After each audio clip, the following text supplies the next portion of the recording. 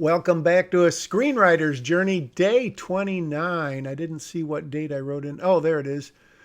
May 29th is when I wrote this. Today is July 17th. So 10, what am I saying? 6 weeks and a bit. So it's kind of surreal. I was thinking about this morning, actually just a few minutes ago. Knowing where I am in the writing process today as I speak through this, and then looking back on what I wrote 6, 7 weeks ago, it's not surreal. That's an over exaggeration, but it's it's very interesting. You have obviously a completely different perspective on script, on other things, and it's crazy. So as I have said before, I very much recommend doing this. All right, where are we? We're page 95, so 15 pages away from the end. Is that possible? So as I recall last time, I renamed the thugs, or whatever I called them, Clyde and Ace, and they just got shot. The private plane, I'm just catching up with myself, private jet, which we assume has Salerno on it, has just arrived and stopped. Rachel has heard the gunshot. She doesn't know who is doing the shooting, and and tells the kids they need to go. Lexi looks at Clyde and says the FBI. Is she saying Clyde's FBI, or is she saying the FBI shot him? Obviously, I'm trying to work through my logic here as I read that little bit of dialogue. The FBI, who else? But why? Unless they already have Salerno.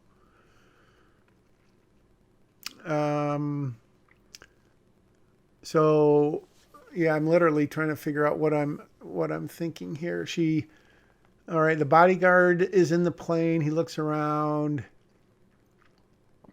and Lexi deduces that they don't have him. Meaning Salerno. So Rachel says it's time to meet him. They go out. Larry is confused. I think what Larry's thinking there, what I was thinking Larry is thinking, is if it is the FBI, as in that has shot these two guys, then why don't they just stay there because they're about to be rescued? And so he says there's no reason for any of us to go. Rachel says wrong, because her whole deal, of course, is getting her daughter in the hands of Salerno, not for any bad purposes in her mind, but so she can get paid and her daughter can go live in the lap of luxury, and probably Rachel will join them. That's never been explicitly said. All right, so Holly and Hogan are nearby. And again, I did some research and I looked to see what buildings were around when I wrote this. So not that it has to be that, but I always feel better like I'm not cheating somehow, which in retrospect is kind of silly. I guess in the box of sight line. What do I do now? So Gary, who was the decoy, and it's interesting because I think it was him that said at some point he realized that they were using Lexi for bait, and so now he's not really the bait, but he's a decoy, or whatever you want to call it. And so Holly tells him to go back to the car, make sure she's still there. Gary is like, whoa, why wouldn't she be? As in, do you know something I don't? Okay, so Gary's gone out of the picture again. So I guess in my mind, he's redeemed himself if he needed to. He hasn't done anything insanely brave. Again, at least right now, I do not want to make this Super Kids save the day and, do something totally unrealistic. So that's my story, and I'm sticking to it for now. So Holly goes over to Ace, who's still alive, makes sure that he is unarmed by kicking the rifle away.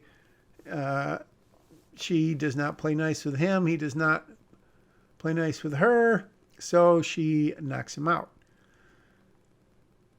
Okay. She's checking to see where Hogan is. And where is the other guy? I'm trying to think if Clyde, he got shot pretty bad. Oh, he's still inside. That's right. The TAC Air building, which I think I mentioned. TAC, I think, stands for some real company, air company or something. All right, so Holly is in there, calls for the kids, calls for the mom. Nothing comes back. She sees the door to the hangar / shed that this little office is attached to, or whatever. I forgot the geographic construction of this.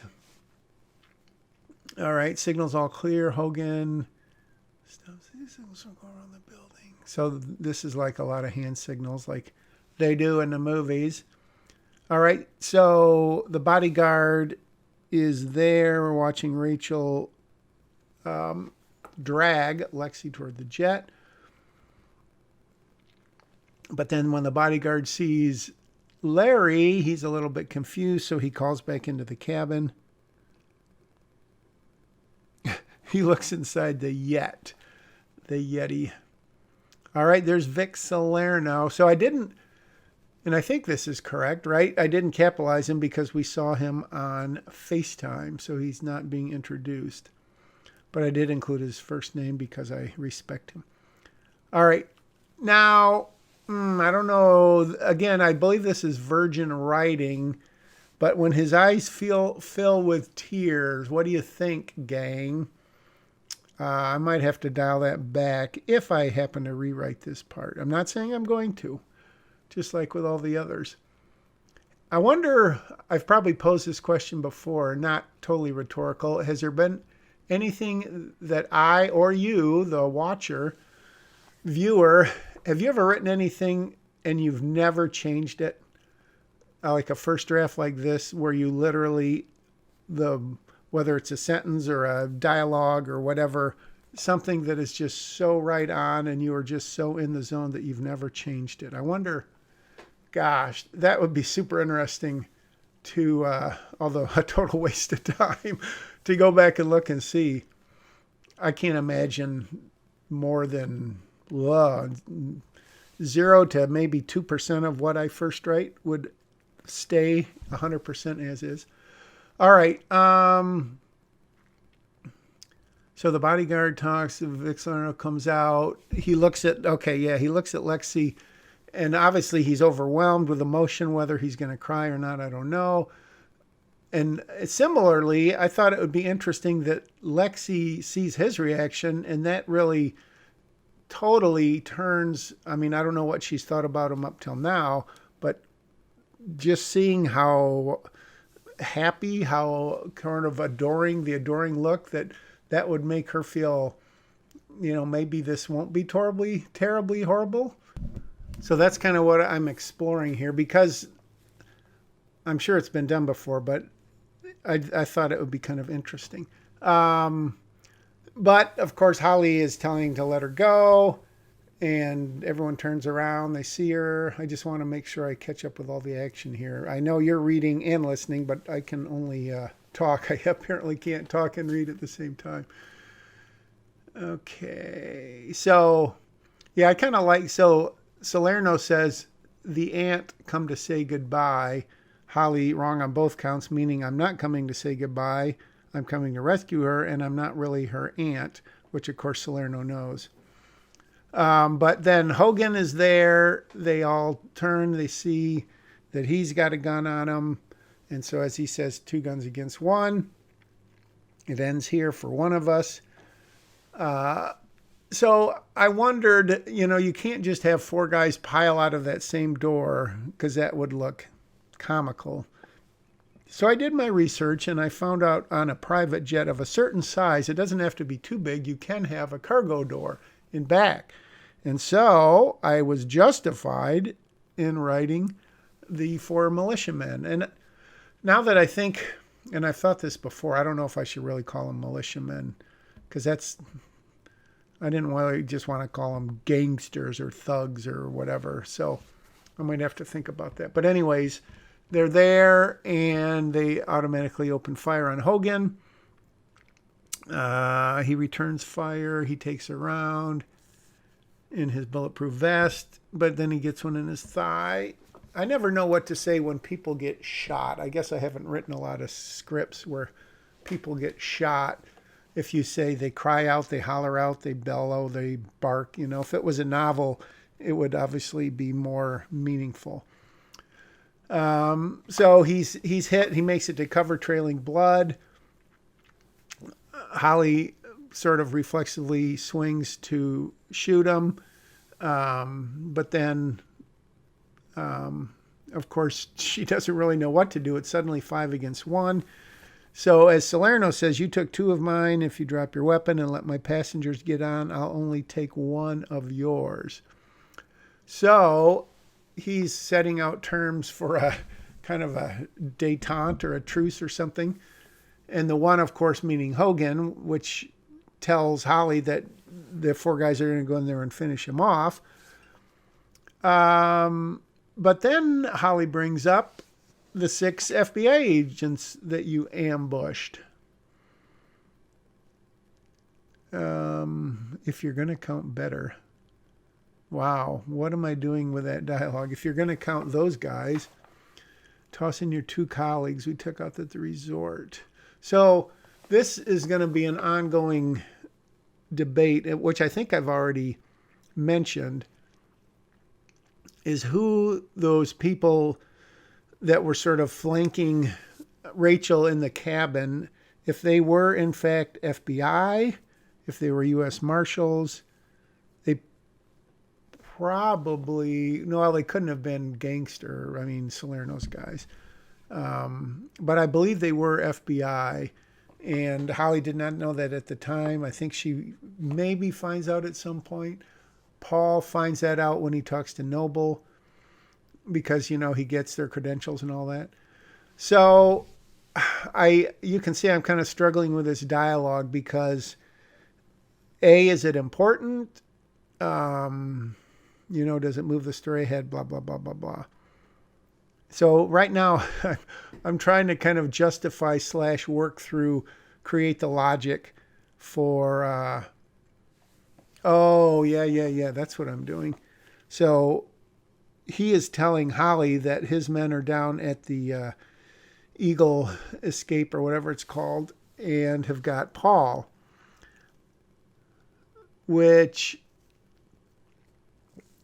and then he's sort of an uncle figure, which is very on the nose. So the question is, do I eventually keep that line? Most likely not. And I think at some point I'm going to realize that all this dialogue is unnecessary. There's nothing worse, although there's nothing more common than a big, either monologue or big back and forth between the antagonist and the protagonist at the end of the movie. You think of, not that you would compare this at all, but James Bond, when you explain the plot in about a minute and a half of dialogue going back and forth, or any number of police shows, of course, detective shows. So he's setting up the fact they've got Paul, which is one more reason for Holly not to put up any fight, because they're going to kill him.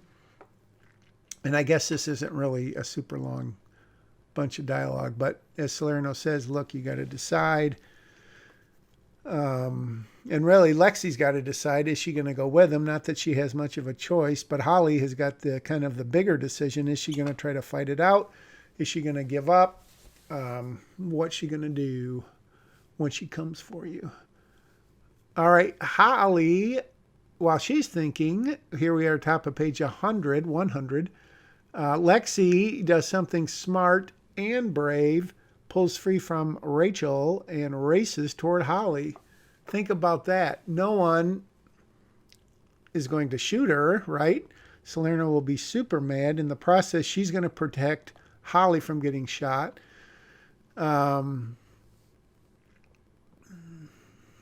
Get her. Oh, so Salerno's not saying get her as in shoot her, but go get her. So the bodyguard thunders down the stairs. Oh, yeah, that's right. I even fooled myself. So the bodyguard, uh, he's not talking the bodyguard. He's talking about Rachel, go get your daughter. Time to earn your keep.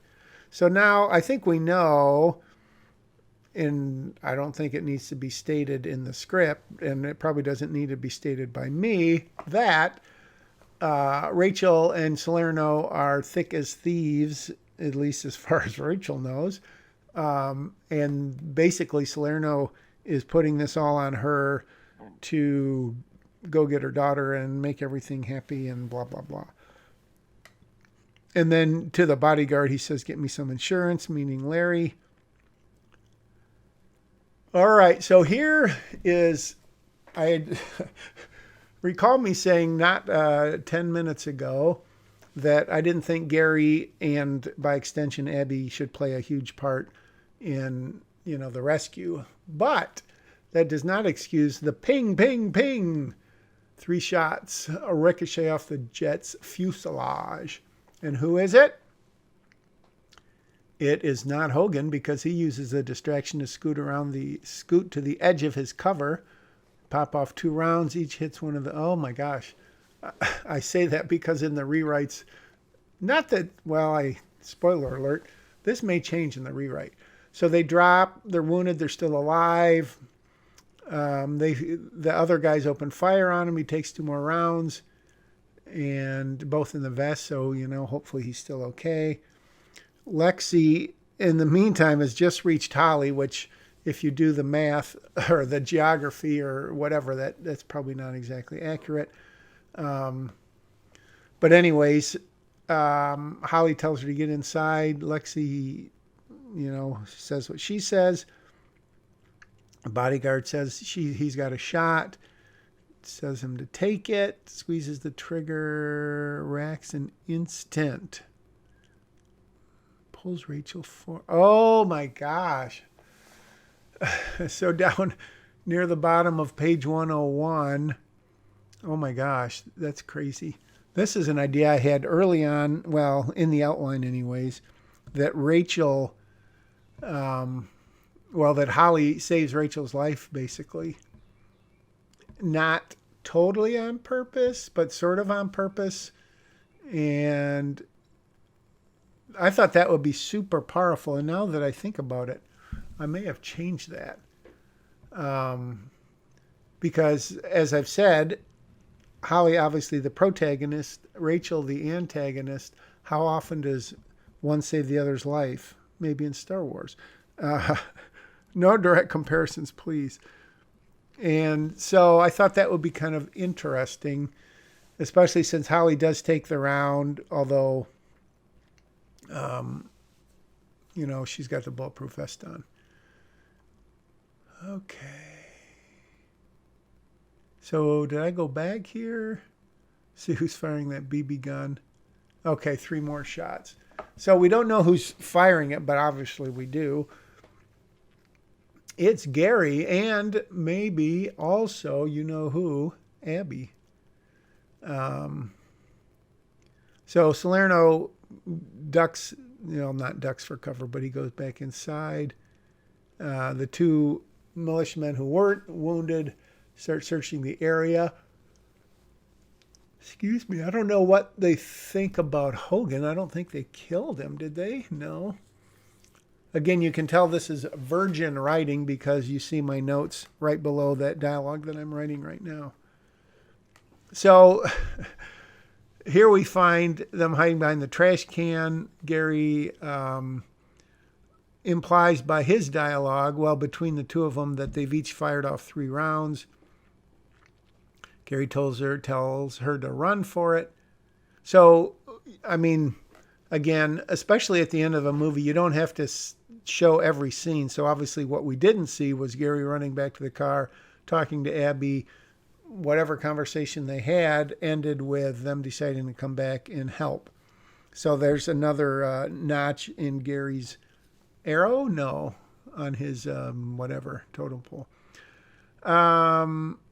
He rolls and rumbles and takes aim. So this is getting a little bit, not superhero-ish, but action hero-ish. So we'll see if that makes it through into the future drafts. It's not unreasonable, I don't think, especially given, what's going on. But yeah, I don't know. Whoever buys this script may say, Jack, you need to rewrite this and make the kids into giant heroes like some other movies. I was about to mention one, but that would give away a big secret. Let's see. Gary, these guys go pick up the rifle and fire. So, yeah, so Gary does hit some of the guys. She's running away. Abby is. Gary has shot the other two guys. He goes to them to get their rifle, but of course the bodyguard's still down there. And Abby yells for Gary to watch out. And then, he feels a stab of pain in his right side, cries out, drops where he stands. And then Larry, of course, is super not happy or concerned or whatever. And I figured that would give him the impetus to rush toward the bodyguard. And then they tackle, they fight around. Again, I did not want Larry to become Mr. Ninja Karate Kid. So the bodyguard pretty much handles him pretty easily. He's about to whack him when bang, the bodyguard pitches back, loses his grip. And it looks like he's pretty much dead. And then Holly, of course, was the one who shot him. So at this point, we're on page 103, so I've got to be getting close to the end, right? So at this point, I think all the four militia guys are, injured enough. I'll get into that discussion maybe next time. But they are injured enough that pretty much the fight is over. So Hogan is wounded. Gary got shot in the leg. Rachel got shot, but she had the vest on, so she's basically fine. And Holly gives a little credit to Larry. Larry returns it. And now, even though the armed bad guys are down, the mom is not down. She used the B word, tisk tisk.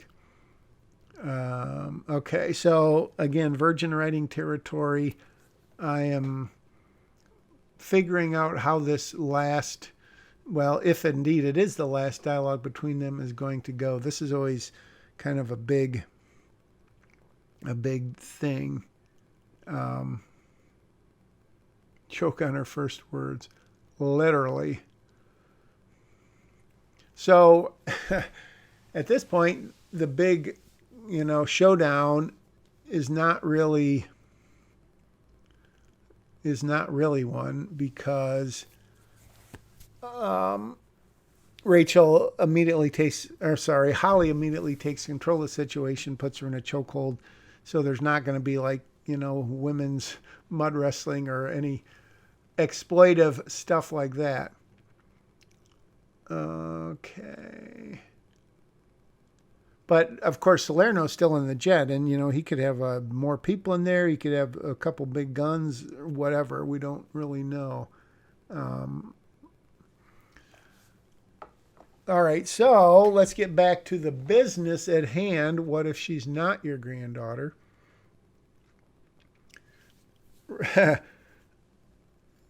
Salerno basically answers by telling Rachel that if you screwed me, you are a dead woman. It's always interesting, and again, this is not earth-shattering news, when you do not answer questions, just, what if she's not your granddaughter? And then he goes, well, I'm going to be extremely upset, and then I'm going to kill Rachel. So you figure out a more interesting way to say it, a shorter way to say it, and answer the question with something not off topic, but something that leads us on and just doesn't lead to another question. Rachel, is she lying at this point? Is she desperate? Is she telling the truth? She swears that she's a Salerno, that Lexi is. There's the birds. 2:00 Eastern time. Okay, yeah, so she, in her handbag, and I think she's mentioned this before, right? Or alluded to it. She has another sample. Test it in any lab you like. She's a Salerno, which I think is a good thing that she would do as insurance, because we don't know 100% for sure who was in charge of that first test. And now that I'm thinking about that, I don't even know if that survived for rewrite. I kind of hope it did, but I don't know. All right, Lexi, I'm not going with you. She says it to Salerno, and then she says it to your mom. Excuse me. Gosh. Got up early this morning to shoot some B-roll at sunrise, so. Okay, so now Lexi's got kind of a speech here, and a kind of another typical thing that at least I feel like, well, you almost owe it to yourself to write it, because you've invested all this time in the character, in the screen time, writing time. So then you go, well, I need to say something big and important here. So now I've got 4 lines and 5 or 6 lines. We'll see if that stands. Which I don't want to hear because I'm not hurrying about all the cars. So basically, she is saying, whatever, I am not going with you. Search and replace. What am I searching? Ride. Huh. Oh, I went back to look and see how Holly referred to Hogan.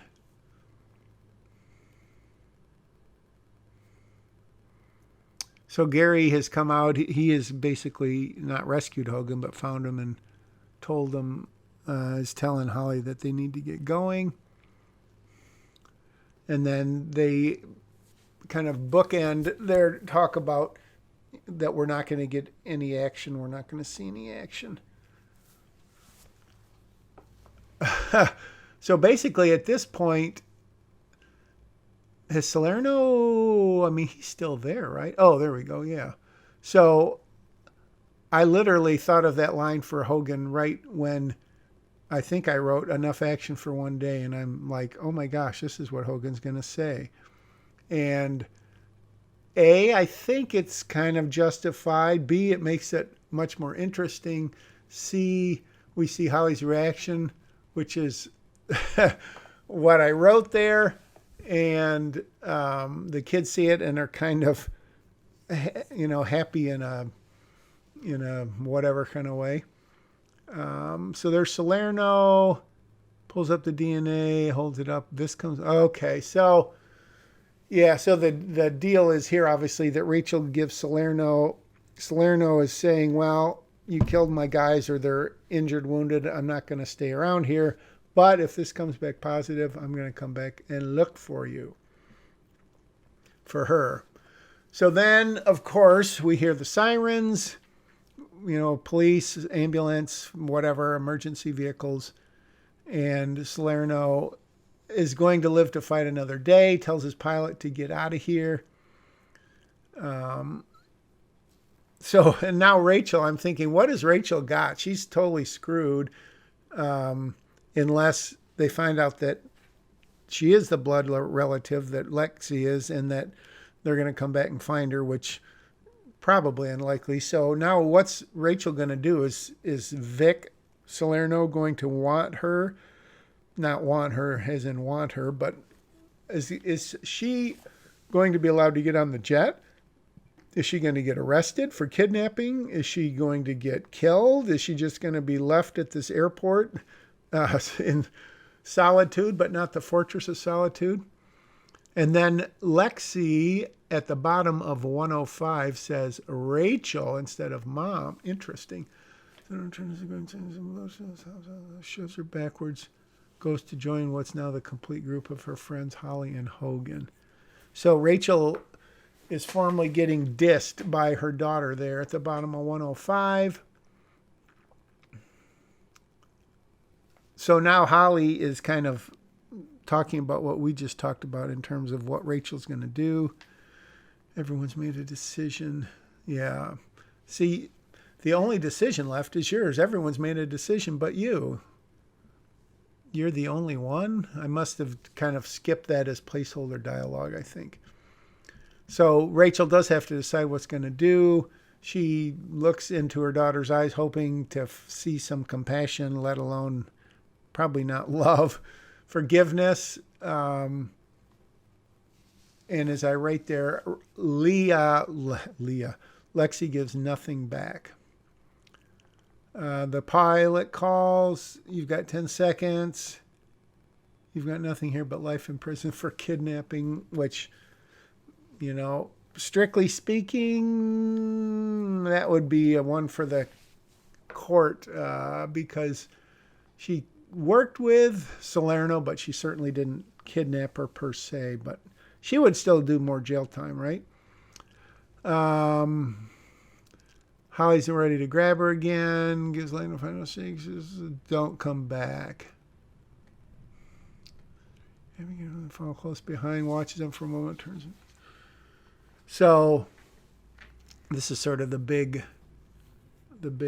hurrah. The jet leaves, and then the sirens get there. So at this point, I don't think I was thinking about it right now, but later on I was thinking. In fact, I called one of my sons, who's going to be in this movie, if all goes well, to ask him what he thought about. Well, maybe I'll save that. I'll save that for later.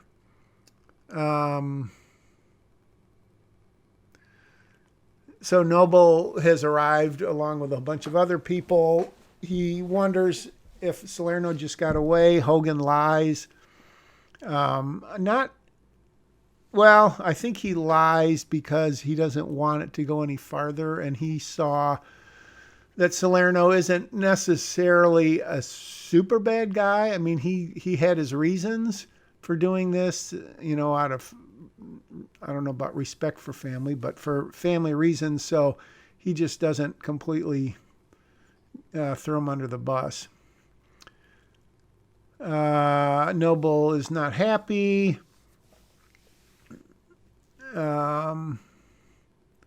So now this gets into the crux of the biscuit, as they say, as I say. Holly telling Lexi that, hey, if you are his granddaughter, he's still going to come and find you. And so now I'm really thinking, yeah, good time to decide how you want the movie to end, right? But that's exactly kind of what I'm doing here. And I knew part of the danger was that I could get into a bunch of dialogue, which I didn't want. But I wanted to set up the situation where Holly is telling Lexi, look, you may need to stay in the WITSEC. And if she does, would Holly still be her, quote, aunt or her protector? What about this case in Miami? Lexi, of course, is asking questions. And Gary and the others are going to kind of chime in here. Because now I've got to justify and kind of explain what exactly would happen. Which is sort of, I think, a danger at the end of the scripts. It's like, what's going to happen after the story? I don't know. Let's talk about it for, you know, a page and a half of dialogue, which is kind of what I'm on the track for here. So now I'm, you know, it's becoming question and answer time. But then, I mean, I think it is sort of interesting because what's Lexi going to do? She's going to go to some little college where they won't find her. And then what after college, what happens then? Does Gary have any interest in going to college with her now that he knows the truth about her? Would that change if she decided to leave the witness protection program? And so she asked the big question at the top of 108, which I recall vividly as I was writing this. I thought, wow, that's brilliant. No, I was thinking, that's very interesting, because they've basically said, look, do this, do that, do that. And then she's kind of throwing it back on them and saying, hey, who wants to come with me? What's going on here? Yeah, so that is a big, big, big moment in this version of the script when Holly is the one who says, I will go with you. I mean, that's how I wanted it to be, really. This is my original intention for the ending. Obviously, Gary did not volunteer. Abby did not volunteer. Larry did not volunteer, which you wouldn't suppose Larry and Abby would, but now you're wondering about Gary. So we get through that, and Lexi's eyes shift to Gary. And he doesn't even have to say, because Lexi knows the answer. And she says it right there. You need your brother way more than you need me. And I've mentioned this many episodes ago that, just think about that. A sibling, let alone a twin, if you had to make the decision, especially at such a young age that you could basically never see that person again. And Lexi knows that, and she is 100% happy with, maybe not how it turns out, but I should say, I would think she 100% understands that that's what's going to happen. And that she would do the same thing probably. So Larry's trying to lighten the mood. You can tell it here that I'm trying to get wrapped up with this script. The movie. I'm writing like a madman to try to wrap it up. And I probably feel like, this is the day I'm going to write Fade Out. I imagine anyone who is watching this and has experienced that feeling, and sometimes you don't have it at the beginning of your writing day, but when you get this close and you're at the end, it's like, I'm going to write Fade Out today. And it's like so awesome.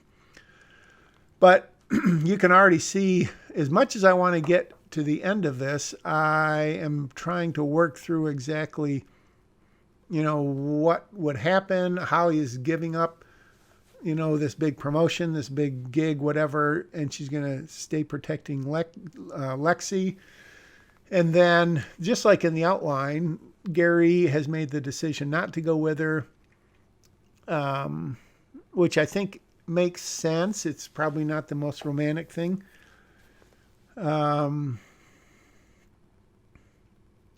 So Holly's now talking about that they're going to have to relocate, and Holly throws off a line to Hogan. And then and then Hogan drops another bomb. You don't mind if my wife joins us. So I kind of did that as a joke. I literally just thought of that line for Hogan too as I wrote Holly's line. So I hadn't planned that at all. And maybe that will change in the future. And then, of course, his excuse about the wedding band.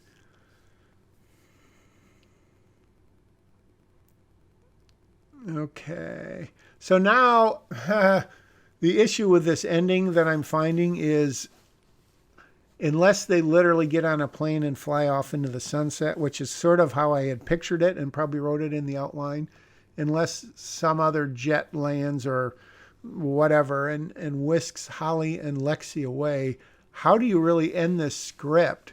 Because if they're going to leave the next day, are you going to end with a goodbye scene as they drive off in the sunset? What are the other kids going to do? Do we bring the axe throwing back into it somehow? So they're basically saying their goodbyes here, which I think I ran into some logic problems, story problems. So maybe this ending will change. What do you think? Do you like it how it is? Should I just fade it out and sell it? Will you buy it for at least $200,000? Now, the other thing I notice is I'm on page 110, and I did not want the script to be this long. And again, I think this final scene, well, not this scene, but this exchange is probably closing in on 3 pages, which, because it's heavy dialogue, is going to be 2.5 minutes. I didn't get to the fade out. Oh, I hate it when that happens. But 29 days in the can, that looked like a pretty respectable day of writing to me. I got through the fight. I got through a lot of dialogue. Salerno. Spoiler alert, for the 100th time, things are going to change. And I say that sitting here 6.5 or whatever weeks later and knowing, some good and some depressing things about what I've done with the script since then. Oh, and spoiler alert, again, I'm still working on it. Hopefully you stopped before that part if you didn't want to get depressed.